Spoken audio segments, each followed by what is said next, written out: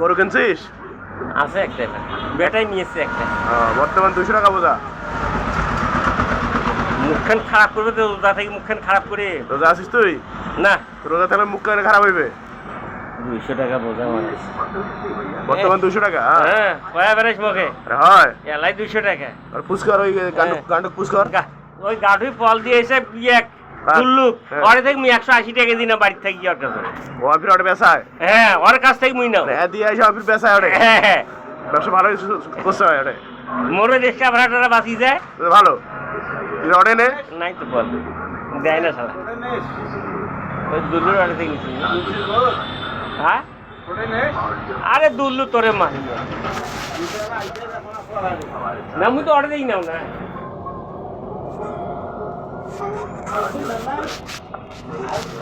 আজকে দেয় না, আজকে ফল বলে ফল দিয়ে এসছে। মানে এই আটাখানে ব্যবসা লাগাইছে আরেকজন। হ্যাঁ, আচ্ছা।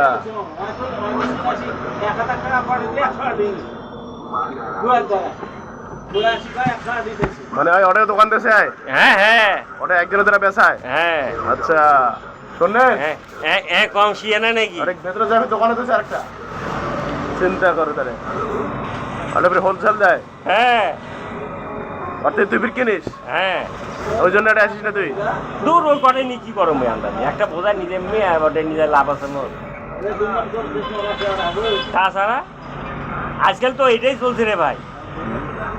তো তোর বদলাম এর কাছত, এর বদলাম তোর কাছত, এইভাবেই তো চলছে।